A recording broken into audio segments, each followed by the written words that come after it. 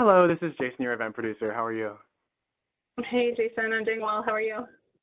Good. I got your PowerPoint. So did you want to have presenting rights or should I present it? I think for the first, let me do the first few and then I can probably, you know what, I can go through them and if what. Hello, good afternoon, everyone, and welcome to the first quarterly public meeting of the RC West Public Oversight Committee. My name is Juliana Coppola-Valford, representing ISO Stakeholder Affairs here at California ISO, and I'll be helping facilitate this meeting today. Some housekeeping reminders before I hand it over to our chair. This call is being recorded for informational and convenience purposes. Please request permission from RC West before reprinting any transcriptions. And you can find the materials on the RC West Oversight Committee on CAISO.com, going to the Stay Informed tab and navigating to the RC West page. And then you can scroll down through there and you can find the presentation there also. If you connected to the audio through your computer, use the call me option. You can select the raise hand icon at the bottom of your screen. Or you can select #2 if you dialed into the phone only line, and that will get you into the question queue. And please state your name and affiliation before speaking up and asking a question or comment. If you need technical assistance, Jason is the event producer today, and you can send him a chat. If you have any other questions, you can also put them in the chat to all panelists or to me, Juliana Coppola-Valford. I'm going to hand it over to our chair, Chris, for the agenda. And we're not going to be doing a formal roll call today. When you entered into the meeting and you entered in your organization, we're going to be doing the roll from that. Okay, Chris, I'm going to hand it over to you. Thanks, Elaine. I appreciate it. Thanks, everyone, first of all, for joining this morning that was able to. Really appreciate it. So for the agenda today, we're going to be running through the RC West Oversight Committee business on onboarding activities. Then we'll cover an operations update, walk through the working group updates, future agenda items, and then we'll open it up to public comment. If you are on the executive session, just a reminder, once we get off this, we'll be jumping right back on that link. So if this ends early or something, just a reminder. Tricia, did I miss anything? Nope, you're good. Guess we can jump into the committee business. So I just have one topic on this to make Oversight Committee aware of some RC customer onboarding activities that we'll be providing more details on in the near future. We already have actually GridForce as a transmission operator in the RC West area, but operating under the PNM BA. They're actually expanding their TOP operations to include a 500 kV line that'll be coming in between CAISO and APS, Colorado River Delaney. So we're going through those onboarding activities right now within CAISO BA under RC West umbrella, kind of in parallel with the line commissioning activities. So that's one activity that's in progress. We'll have some other ones that we'll be able to talk about later this year. So it just kind of a reminder for all the RC customers, if you are aware of new, TOPs or TOP changes that are occurring in your area, definitely let us know, because then we want to make sure that we establish the appropriate, tool access and visibility and, get them set up properly. Are there any questions about that? Okay, that's all I have. I know, Chris, if you have any additional Oversight Committee business. No, nothing. I'm sorry, oh yeah, we'll touch on it at the end. Never mind. What's on next on the slide? Sorry. Right. Tim, looks like you might be up. Okay. Good afternoon, everybody. I'm waiting for my slides. Okay, there we go. If we go to the next slide, please. Give you a brief operations update. So a few things here.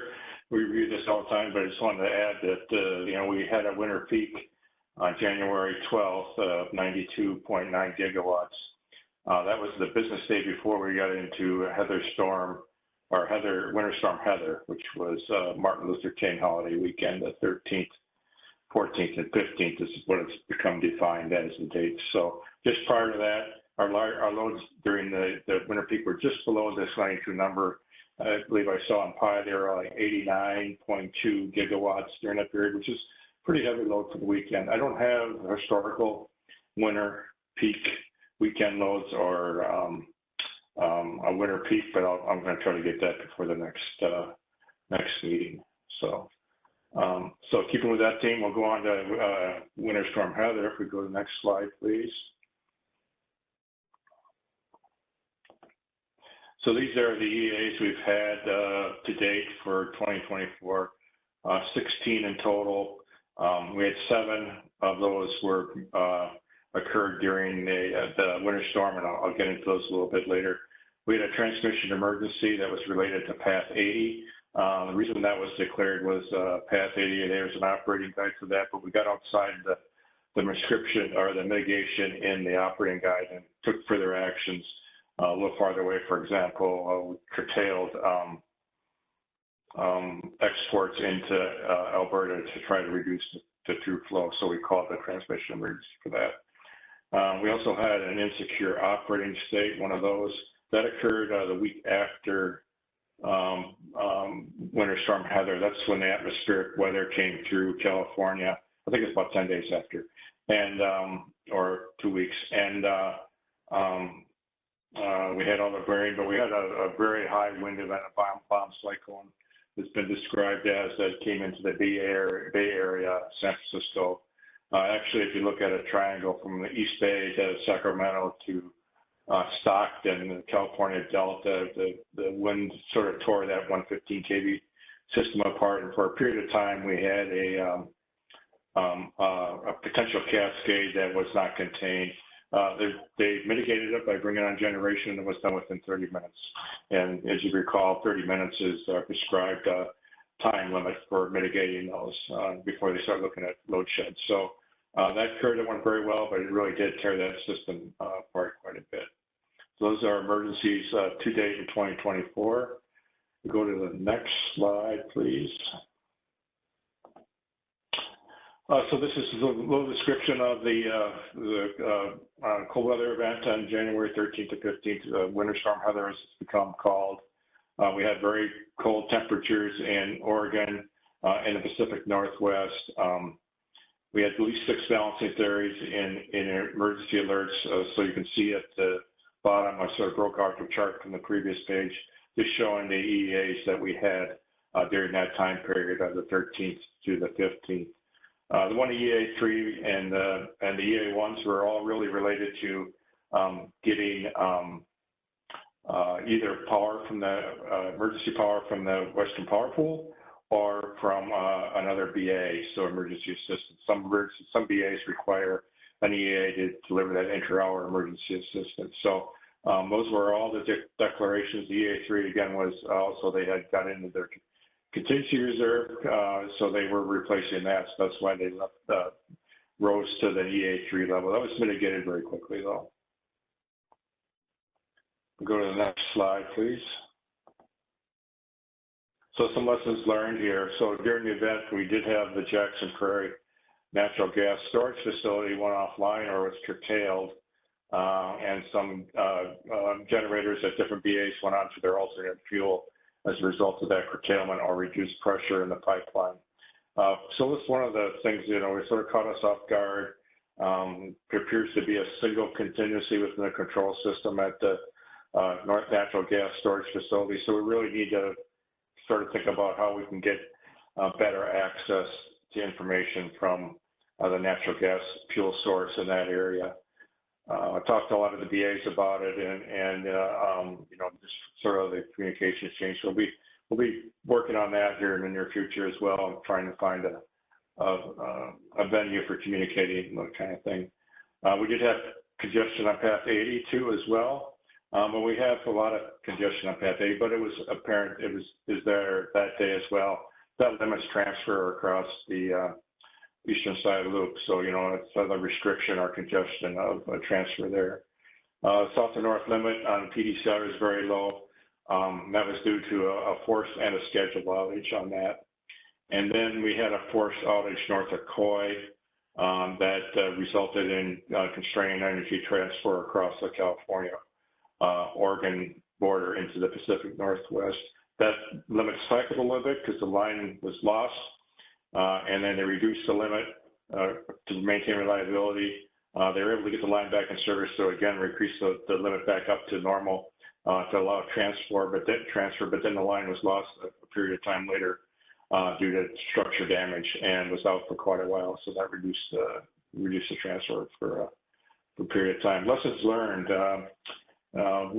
As you know, we initiated our early morning conference calls between our RCs on shift and your transmission operators and balancing authority or area operators.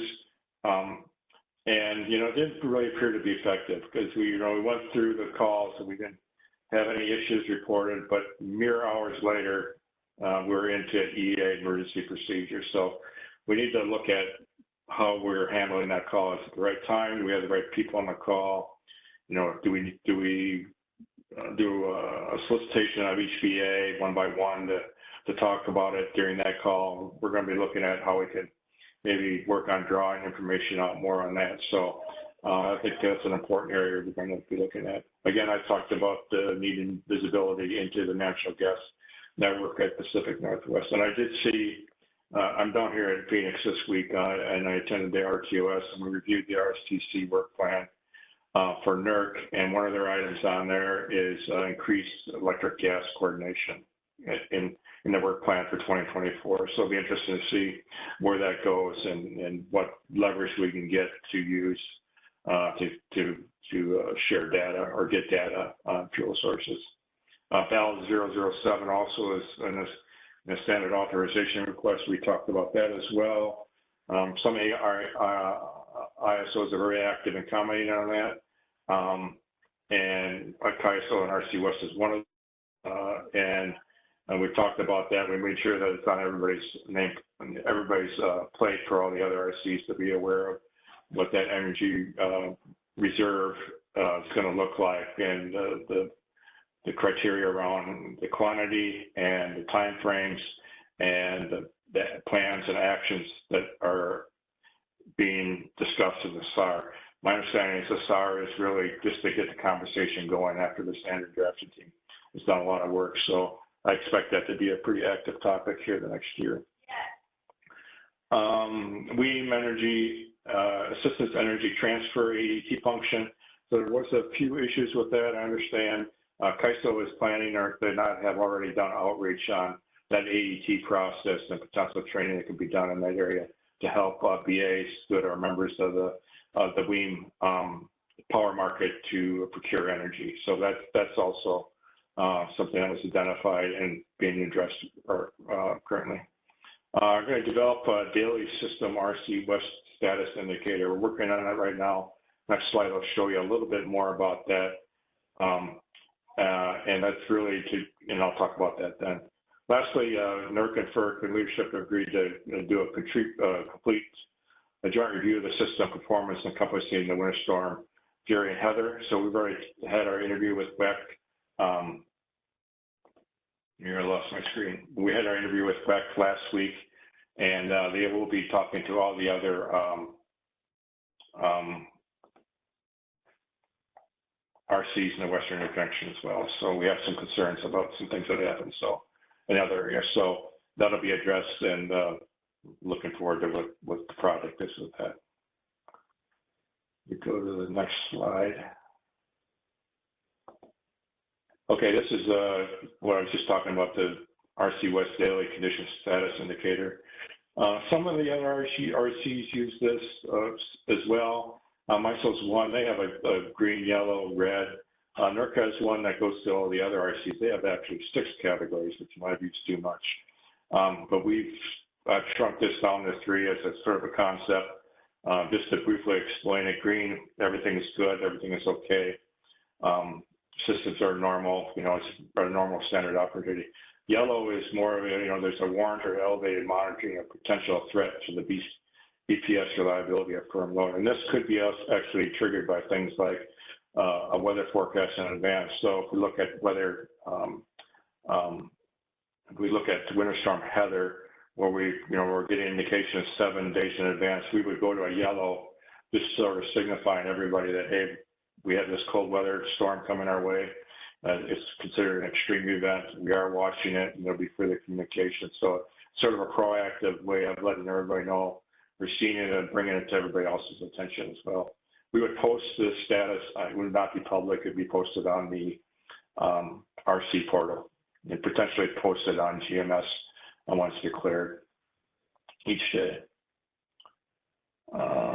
Another example, what's a red, and there's other examples of that for this venue right now, the public meeting.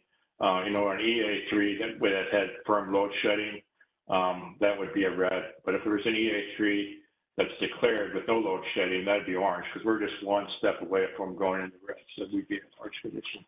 So the color transfers would be a little more active than maybe you see at the NERC level and potentially at MISO level, because we'd actively use, we wouldn't want to desensitize the system, because what I've sort of witnessed on those is it seems like it's either in green or it's in very, it's in the 1 or 2, 3 areas up. They never reach the number 4, 5, and 6, it seems like. So, so I just sort of question the validity of that chart and that breakdown. So this is what we're sort of looking for, and we'll be talking more about this at the next RTWG meeting. We talked about briefly last time.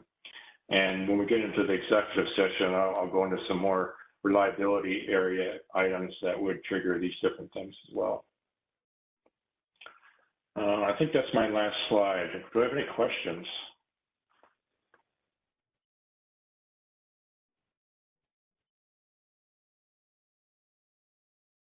Okay, I think we can go on to the next one.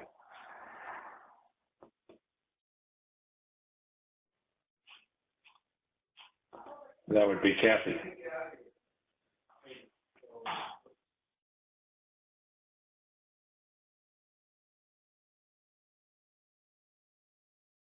Okay, Kathy Fernandez. We can't hear you yet. I'm sorry about that. I guess I was double muted and I didn't realize. I was trying to get the video as well, but it's not working right now, so I'll just continue on. This is Kathy Fernandez with a procedure update. So here on the screen, we're showing recently published procedures. So we've revised the GMD operating plan that was published on February 1st for the transition to RC West as the GMD monitor as of February 1st. We updated RC 9110, published on January 25th for annual review with some other minor edits in there, as well as RC 630 with minor edits. We removed an option that's no longer available in Section 5. We updated RC 690 and attachments A through C for periodic review. Actually no real changes. RC 630 was published again prior with a previous update that was on January 4th. And then prior to that, RC 9330 on January 3rd for annual review. Are there any questions for any of these updates?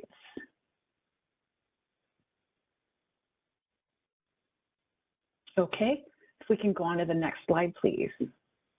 Okay, and these are just the last remaining procedures that were published, a couple from January 1st, RC 600 and 600A, and then RC 620, 630 again, and 630A for periodic review in December. So those were all of the recently published procedures. Are there any questions for any of these?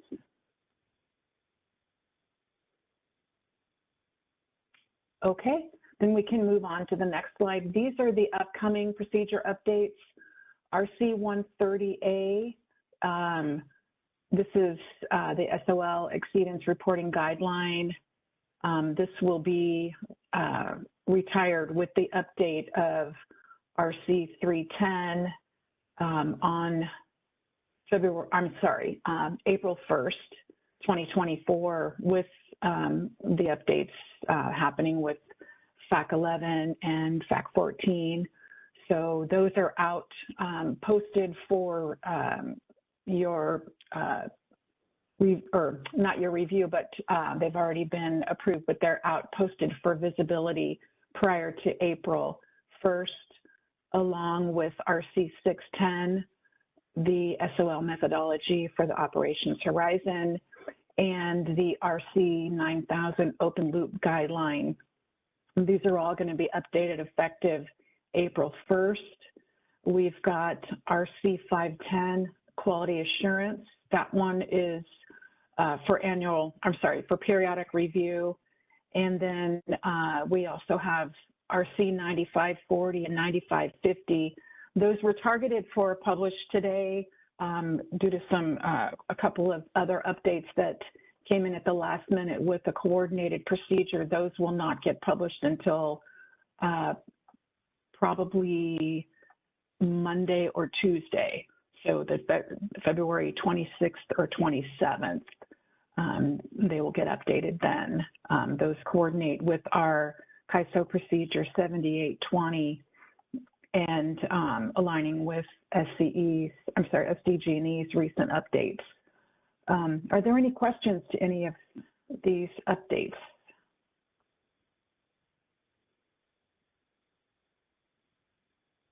Okay, I think that's all I've got. We can go to the next slide. Okay, thank you.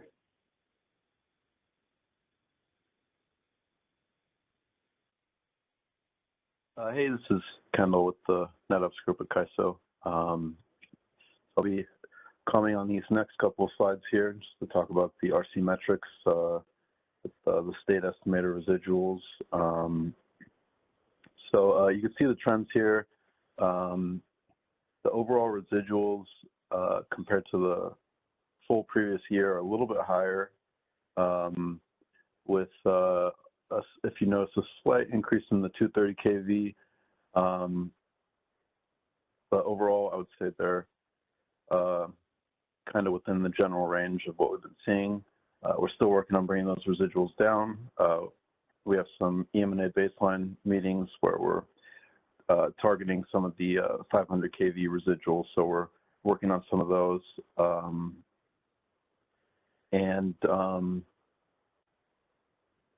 Yeah, so that summarizes this one. Next slide, please. So this slide shows the number of non-converged contingencies in 5-minute intervals. So especially compared to the beginning of first part of the previous year, we saw a high count, and with a slight increase towards the middle of the year, and then now in the last 3 months, we've seen a pretty low count. I'd say the lowest for the entire year. So I'd say some of that can be credited to one of the enhancements that we've had delivered, which allows us to run a single contingency with the RAS conditions and quickly troubleshoot those when we see a large spike on the real-time monitor where a high count of non-converged due to the same issue start popping up. This allows us to quickly address those. So part of that, I think, can be credited to that, and a general improvement in some of the tuning that we've done since August of last year. So yeah, I think that summarizes that one. Thanks. Next slide, please. Here, I'll turn over to Daniel. Okay, thanks, Kendall. Hi, everyone. My name is Daniel. I work with real-time engineers and at Dayhead Engineers. And I'm presenting one slide here today for the public session. This is the metric that measures differences between our RTCA tool and our DACA tool, a day-ahead contingency analysis tool. So this graph shows the proportion of exceedances that appeared in RTCA but not in DACA. And so to close out the fourth quarter of 2023, we can see that after the third quarter, we had our normal seasonal variation due to the high heat. In October, the numbers started falling. So that being said, the uptick in the percentage for November and December is somewhat unexpected, and our engineers have not been able to pinpoint a single root cause yet. As you can imagine, there are many variables that go into this metric. We're still analyzing it, and we're going to be keeping an eye on the performance of this metric for Q1 and identify any opportunities to improve. So please stay tuned for further updates on this particular metric. So next slide, I believe the next slide is, I think this is Tim's, right? Thank you, guys. Hey, Daniel, this is Raja. Second question on the previous slide. Is there an opportunity for us to present where we have those mismatches, which areas we're seeing, and maybe work with stakeholders on that? Absolutely, Raja. We have some additional details which will be presented in the executive session. Okay, thank you. Okay, I guess this is mine. The city ticket one, is that the previous?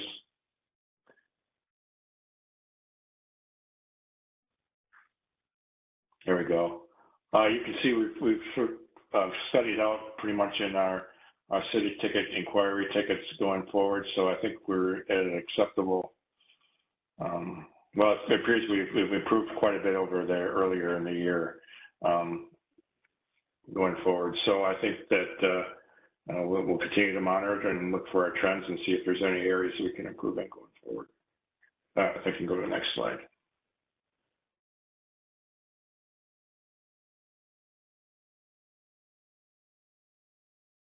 Okay, so we're on working group updates. So this is, the first one is the solar eclipse planning from Raja. Okay, sorry, just a second. Sorry, it's a verbal update. I know you guys know that there's another solar eclipse coming up on our way. I think Western Interconnect will not have that much impact. Just Mexico and some of the Southwestern entity will have an impact. So as part of that, if any of the TOPs in that regions, if you guys have any specific procedures or specific mitigation plans that you are planning to set up, please let us know so we can make sure that RCs are aware of that. Yep, great, Tim. Yeah, just a couple of things. Our next RTWG meeting, which is March 19th, we'll just go over and reaffirm with all the VAs and TOPs during that meeting the plans to make sure it's on your horizon, look for any impacts or any issues you may have. And then we'll follow the what we did during the October eclipse as well, the business day before. So this eclipse is occurring on a Monday. So on Friday, we'll probably hold another brief RTWG call, just making sure everybody's ready to go. And then the morning of April 8th, the RC will contact or hold a call with all the BA and TOP operators, just making sure there wasn't any issues that developed overnight or anything new as we go into the eclipse. So we'll follow. It seems like that process worked pretty well last time, and we'll repeat it here. So March 19th for the RTWG. Thank you, Tim. Again, I think, just general overview, right? CAISO BA is going to do a couple of things. Obviously, we're going to not allow any test energy on that day, as well as some of the outages, generation and transmission outages. So if any of the TOPs are doing the same thing, please do let us know so we can work together on that. At least that's why this discussion is. Any questions on that? Yeah, the other thing I can offer is Tim here again, sorry. Roger. Another thing I offer, that was a topic here at the RTOS this week, and this solar eclipse is going to impact, more in the east, and it's going to be a sort of a first time for not ERCOT. ERCOT has had, they weren't really impacted in October, but somewhat, but they're going to have a large impact this time. And then also VACAR has got a lot of renewable penetration in their area, and this will be sort of our first experience for them too. So we shared, some of the preparation things that we've done in the past with them, so to help them along. So I just wanted to provide that. It'll be, I'm sure, covered very well in the news during that time frame as well. Thank you, Tim. Any further questions from the stakeholders on this call? I don't see any raised hands. If not, we can move on to the next slide. Next slide, yeah. Yeah, just a general update on, I know RC West has a couple of stakeholder forums that CAISO RC West is operating under for the FERC 881. I know we have TOP only call that some of you attend, but if some of you that does not attend, I just wanted to share the recent discussion that we had at the working group. Next slide, please. So this is, again, if I know most of you have seen this, for people that have not seen, this is our status. We have split this overall project into 3 different projects, 3 different tracks, I would call. Track 1, Track 2, Track 3. I know Track 1, it's our real-time reliability applications. What does that mean, right?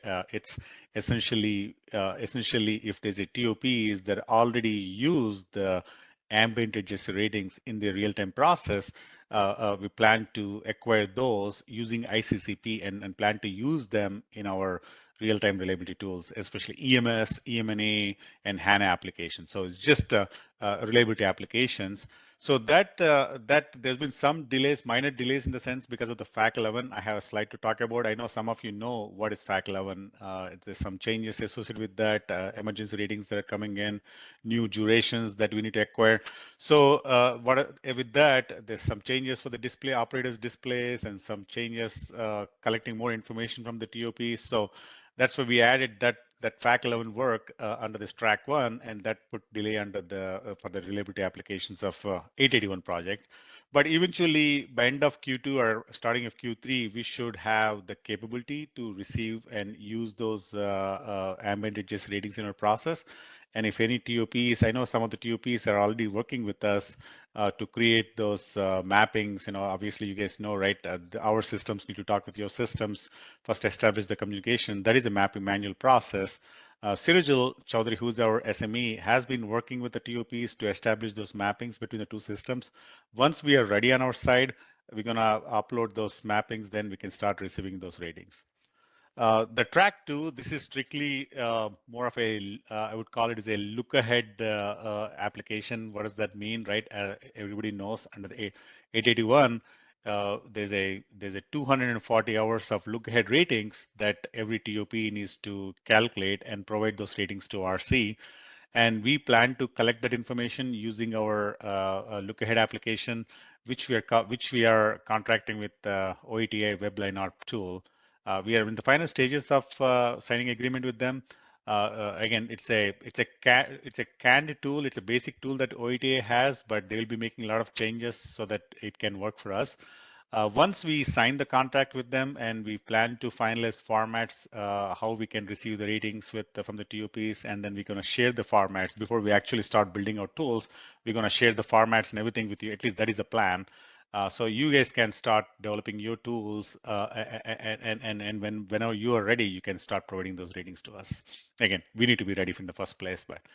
And the track 3, this is where the meat of the project is going to be implemented in the sense, right? Once you receive the ratings from an RCS point of view, how do we use those ratings in our look ahead reliability applications? Especially we have the D+2, D+3 day ahead studies, reliability studies that we perform.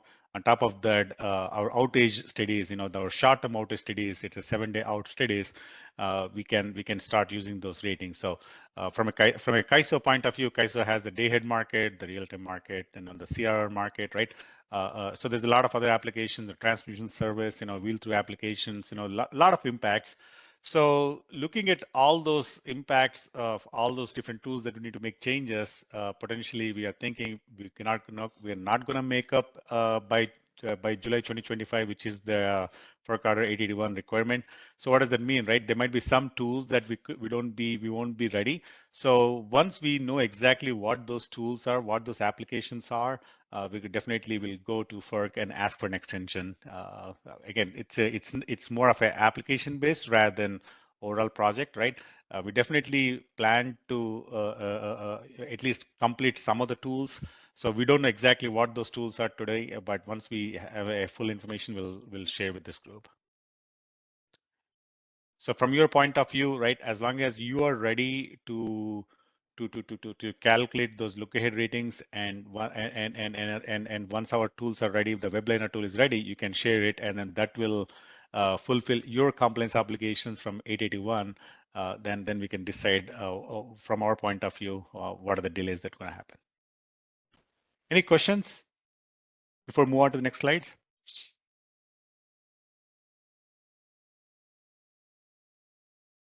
Next slide, please. So on top of that, right, there's a lot of, I mentioned a bunch of applications, there's also different applications that we think RC West will potentially need to change, especially, some of the interfaces, right? Like for example, COI, right? There's right now you have summer transfer capability limit and winter transfer capability limit that the TOPs calculate. Now with this 881, potentially there's going to be 4 seasons, right? I mean, not potentially, there's going to be 4 seasonal ratings. So now with that, definitely we need to calculate those transfer ratings for all those seasons, right? So now you need tools. On top of that, depending upon some of the requirements, there is a potential for daily transfer capability studies that needs to be performed. So once you start adding that up, right, it's gonna complicate things. But the underlying important thing that's needed is the WEC seasonal base case models, right? Today RC West definitely uses some of the existing seasonal base cases, especially the summer winter base cases. So WEC SR, the system review subcommittee, they're the one that actually work with the stakeholders, work with the WEC stakeholders and create those cases. So we are having some initial discussions with both the WEC and WEC SRS committee, leadership committee, to see how we can get to a point where they can create these 4 seasonal base cases, right? We definitely see the need, but what WEC and WEC SRS leadership indicated is they have the placeholders today, but they don't require the TOPs to provide those 4 seasonal ratings today.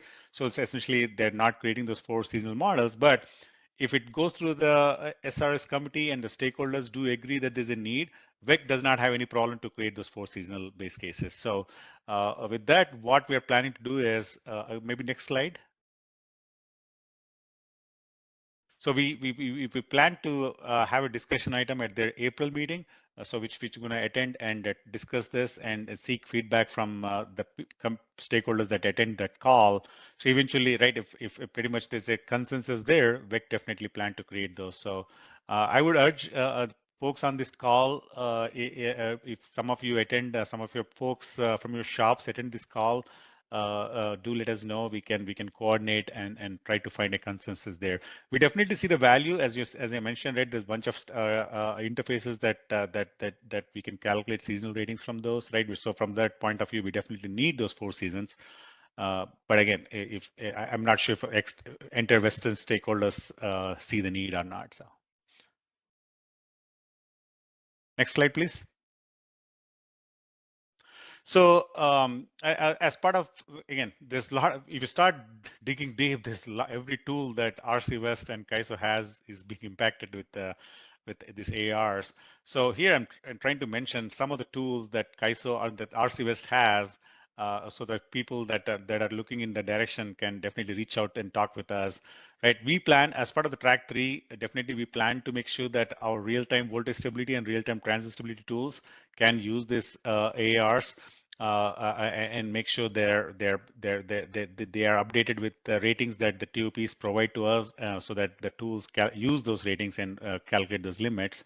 Right now, obviously, these tools provide the updated limits on monitoring interface to RC operators. So that is where we want to make sure that under the Track 3 program, we'll make changes to these tools.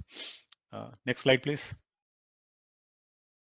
So as I mentioned, this is another important aspect of this 881 is the transfer capability studies, right? So if an interface is made up of one single line, right, there's no new studies that needs to be performed. Once a new AR is calculated, that will become the limit. But if its interface is made up of multiple transmission equipment, right, then the question comes up how you calculate the interface limit, right?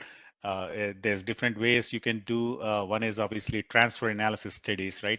What does that mean? You can create transfers in the models, and you have tools, different tools available that can do that. You perform those studies, and then based upon the studies, you monitor the system for n-1, -2. What are different contingencies that you want? Different voltage criteria you can set it up, and that those tools can calculate those TTC. And obviously, this is where the base case models become important, right? Today we use those models, and we have different tools that can do that. We have those capabilities. I'm sure some of the TOPs on this call have those capabilities too. But if other TOPs that are looking in this direction, please do talk with us, and we can definitely share our experience of these tools. Next slide, please. So that's it from a 881 update point of view. Any questions? I can take a moment and see if there's any hands raised.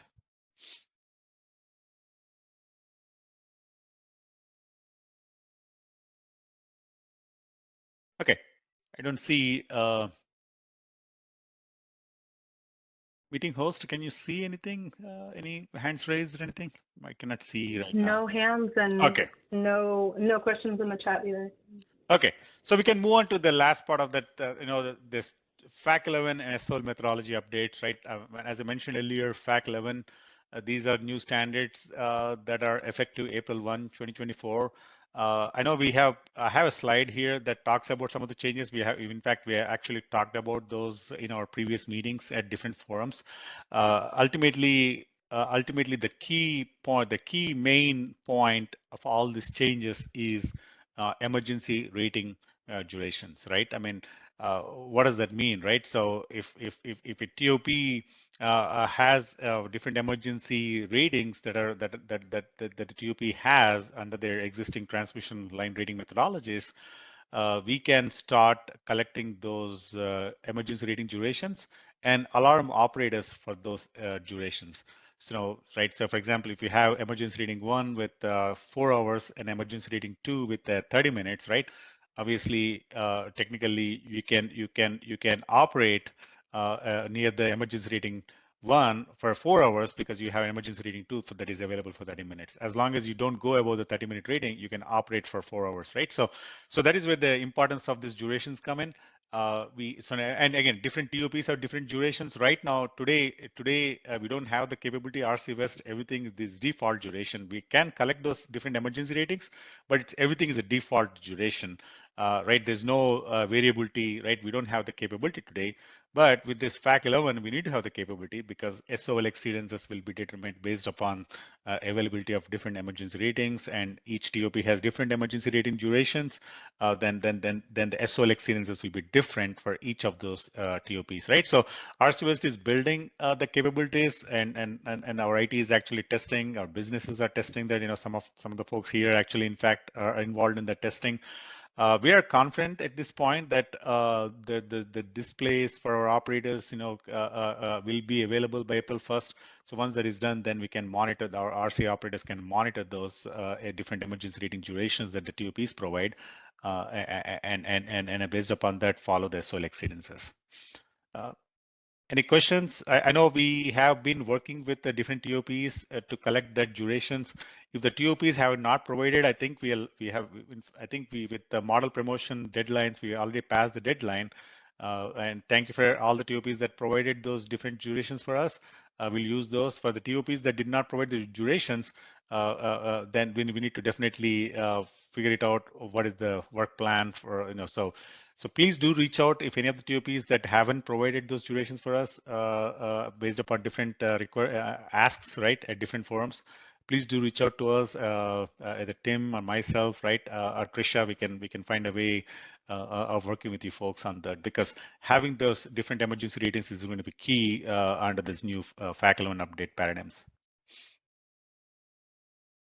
I'll take a moment if there's any questions before we go on to the next slide. Okay, there's no questions. Thank you. Okay, next slide, please. So again, this is the SOL methodology. I know this, we have updated our SOL methodology, RC West SOL methodology document. I know Trisha, Tim, I think did we get approvals, or do we need to still get approvals from RC West, RC committees? We have the approvals from the working groups, so we're good to go with those. Excellent, thank you, Trisha. I wasn't sure whether the working group was good enough, or we need from an oversight committee meeting. Okay, thank you. So that will be posted effective April 1st, right? I know it's already posted as a draft, but April 1st will be effective, this new SOL methodology. We had a task force led by Liching Jen, and some of you actually participated in that and worked with us to finalize the language changes, whatnot. The next slide documents all those changes that are in the SOL methodology document. Yeah, again, ultimately there's a lot of different changes, but as I mentioned, emergency rating duration is going to be really key for us to, and that will determine the SOL exceedance. The another thing that is really key is, right, if a TOP does not have different emergency ratings, there's only have one emergency rating, right? So technically that will become the highest emergency rating. So that's going to be really key from this FAC 11 updates, in the sense, right? If you only have one emergency rating, then technically we should not from a post contingency flow point of view, it should not be above we should not operate above that facility rating, right? The duration for that rating does not come into picture if that is the only emergency rating. So that is going to be key. Tim, do you want to add anything else, Tim, on this? Any of the key from your point of view? No, I think you covered it. You know, we did prove there's a lot. Well, first I want to, thank everybody that participated in the methodology at the working group level. So there's a lot of discussion around that. So, much appreciation for your active involvement there. And it was approved there, and really we're just informing the oversight committee that their delegates on those working groups made the approval. And that's the way it should be, because they're very close to the information. But again, thank you for your work in that area. Thank you, Tim. Yeah, I think that's it from a slides point of view from different groups that we have had last year. So there's no questions. I can end the call. I can end my presentation and give back to Trisha. Thank you, Tim.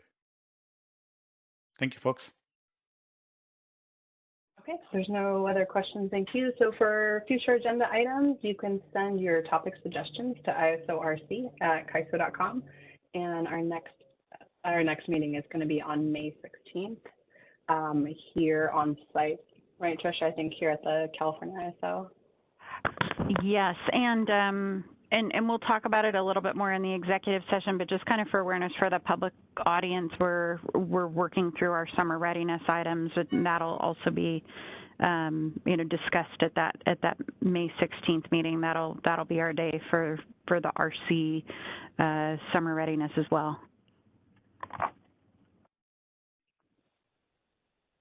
Okay, and we are now open for public comments.